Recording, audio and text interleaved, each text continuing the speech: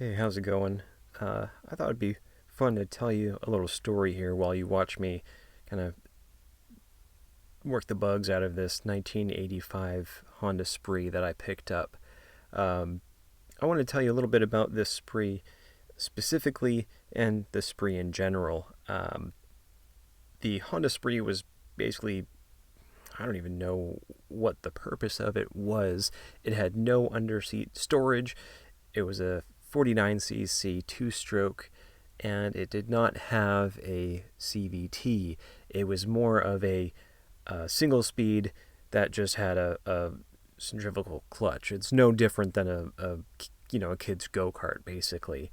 I'd imagine that these were most practical for like campgrounds or the pits at like racetracks or something like that, but they weren't fast. I guess bone stock they might do 30. I don't know, but they just didn't have a lot of performance potential, and in my opinion, they don't even today. Um, so if you're familiar with the Honda Spree, you'll know looking at mine that it is far from stock. We'll go into more about the modifications on mine in a little bit, but I thought it'd be fun to share a quick story on how I acquired this.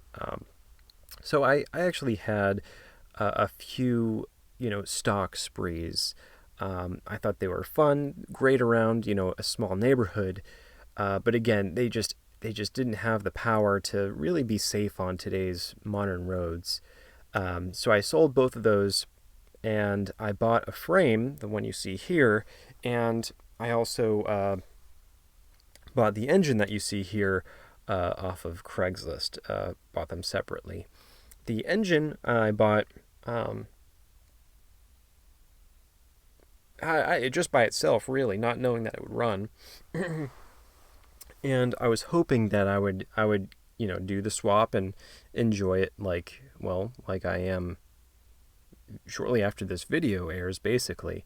But the truth is, I was in a different place, career wise, financially, stuff like that. Um, but I actually sold the project to a local member of the a scooter club around town here.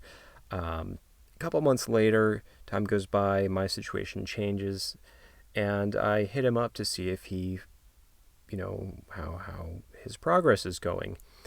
He hasn't touched it, so I tell him to drop it off at my garage, and I will finish what I started as long as he, you know, uh, buys the parts. I will, gladly install the parts for him. And of course, at the end of the day, it would be his. I'm just building it for him, basically. Um, so I complete the swap, get it running, riding, going for him, and then he can pick it up and I can work on my own scooters. Well, that was about 3.5 years ago. Um, you always think about that toy that you shouldn't have gotten rid of, your car or whatever, motorcycle. For me, one of the times it was this Honda Spree. So I reached out to him knowing that he was local, and not sure what he was doing with it. So I made an offer, picked it up, and you can see so far in this video how I've taken it apart, taken the frame down. The frame is just as how I picked it up originally. Some rust and a couple different colors there. Um, in the back of the frame, you can see that triangulated engine mount. That's something that I did to get the engine installed. And the front end you see me putting here together is not a stock Spree. That is actually from a Honda Metropolitan. The forks are not great, but they're definitely better than a stock Spree, as are the drum brake up there, and the handlebars are off of a Ruckus, but they allow for other mounting options.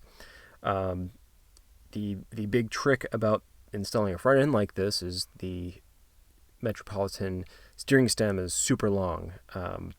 On this one, I actually had to section about 3.5 inches out of it.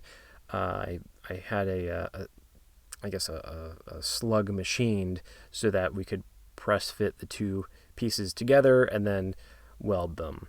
So again, it would be one regular stem, knowing that it's just as safe. Now, Scooter Swap Shop used to sell an adapter that you could actually use on the neck of this frame. They don't sell it anymore, so it's pretty awesome to have one of those trick little pieces. It allows me to use, again, either a Metro tree or a Ruckus tree, and use the original steering stem from a Metro or Ruckus. So that's a pretty special little part in there.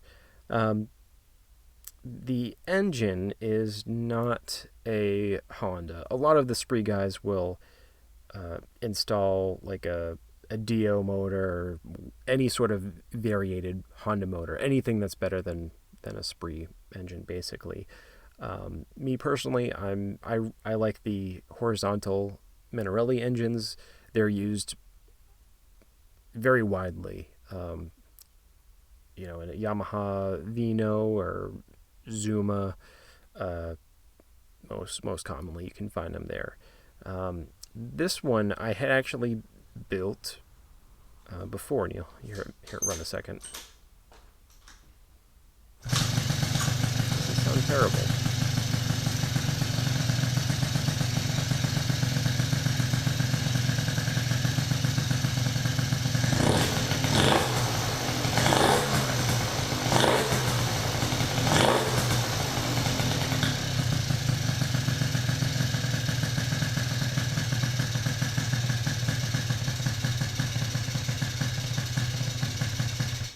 Not bad. So the engine is a 70cc Malassi top end Yasuni pipe, a Dell'Orto 17.5 carb, and it's got just a regular CVT components kind of kit in it. Nothing mild, barely, is if I had to define it. The wheelbase had to be extended slightly. You can see how the rear shock has been moved way out back. It's exposed out of the rear end of it, basically. Same thing with the air filter.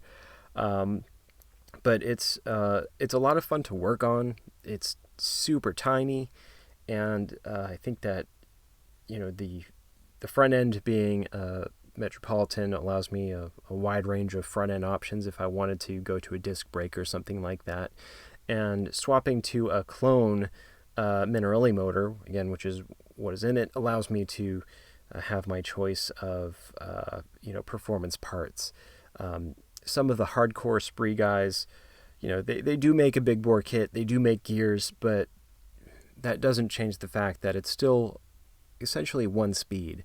So if you wanted to really hot rod it and get it going for top end, yeah, that'd be great, but just pick up off the start or at a standstill is gonna be less optimal than a CVT transmission. So yeah, pretty awesome little scoot. I haven't stopped working on it since I picked it up, and hopefully I will have another video out soon on whatever comes next with it. But yeah, thanks for watching. I really enjoyed showing you my garage, at least this project in the garage, and hopefully I'll get the next video out to you soon. Thanks for watching.